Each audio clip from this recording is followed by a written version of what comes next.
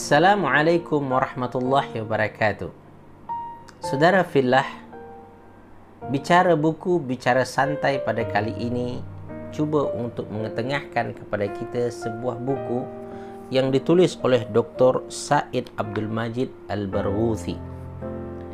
Buku ini bertajuk Raw'atut Tawazun fil Islam, yang bermakna keindahan keseimbangan di dalam Islam.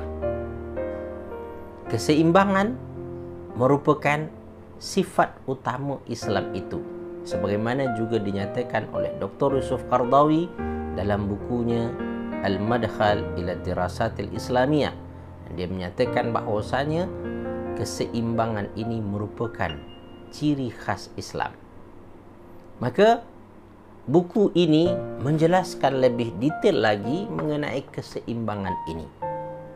Keseimbangan yang dimaksud apa dia? Iaitu al-muhafazatu ala takafu'un naqidaini, iaitu berusaha untuk menjaga agar setara antara dua perkara yang berlawanan, ataupun seimbang serta sama antara dua perkara, yang mana dengan keseimbangan itu tidak ada yang berlebih, tidak ada yang dominan. Kalau dominan satu antara yang lain, maka akan hilanglah keseimbangan tersebut. Saudara fillah yang dikasihi sekalian, buku ini cukup menarik ketika membicarakan tentang keseimbangan ini. Menurut beliau, Al-Quran itu mengandungi sifat keseimbangan itu sendiri.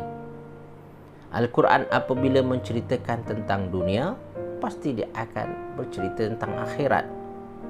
Al-Quran ketika menceritakan tentang balasan baik, maka dia akan bercerita tentang balasan buruk juga. Maka Allah Subhanahu wa taala ketika menurunkan Al-Quran meraihkan keseimbangan ini. Maka keseimbangan adalah sifat Al-Quran. Bahkan Allah di dalam Al-Quran ketika menyebutkan tentang dirinya, nama-namanya yang indah, yang kita kumpulkan dalam bentuk Asma'ul Husna.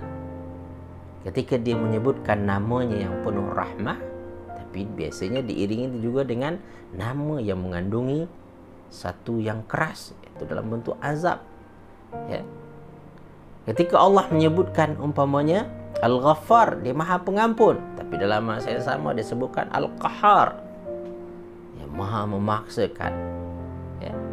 Allah Subhanahu wa taala ketika menyebutkan Ar-Rafi', yang meninggikan, maka dia juga adalah yang Al-Khafid, yang menurunkan, yang menjatuhkan. Al-Mu'izz, Al-Muzil. So Allah Subhanahu wa taala cuba seimbangkan ketika menyebutkan tentang dirinya. Apa yang diinginkan daripada ini? Agar umat Islam berusaha untuk menjaga keseimbangan dalam hidupnya. Secara umumnya, keseimbangan ini dikumpulkan dalam dua bentuk. Pertama adalah keseimbangan maddi dan kedua adalah keseimbangan rohani. Keseimbangan maddi adalah keseimbangan fizikal, sesuatu yang boleh kita nampak deria dengan salah satu anggota kita. Ruhi adalah sesuatu yang tersembunyi daripada kita, tapi dia wujud. Maka keseimbangan maddi, keseimbangan dari segi fizikal kita. Maka di alam Allah Subhanahu wa taala juga meletakkan keseimbangan. Ada tubuh badan kita pun terdapat keseimbangan. Pada masyarakat juga terdapat keseimbangan. Maka Allah Subhanahu wa taala dalam Al-Quran, alla tatghaw fil mizan. Jangan kamu rosak keseimbangan tadi itu. Jangan kamu rosak timbangan sistem yang Allah Subhanahu wa taala dah letakkan itu. Sebab apabila kamu merosak keseimbangan tersebut, akan berlakulah kerosakan. Akan berlakulah keburukan nanti. Maka zaharal fasadu fil barri wal bahri bima kasabat aydin nas. Berlakunya kerosakan di langit, di darat dan di lautan itu disebabkan oleh tangan-tangan manusia, mereka yang buat.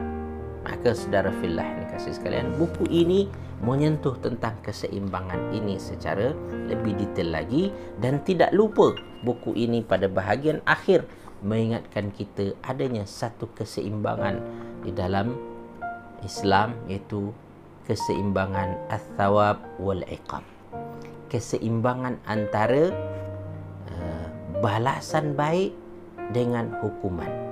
Allah Subhanahu wa taala adil dalam menghukum sesuatu, adil dalam membalas kepada hamba-hambanya. Maka Allah Subhanahu wa taala menjaga hal ini. Kita sebagai manusia berusahalah untuk berlaku adil juga dalam menghukum dan menetapkan keputusan kita.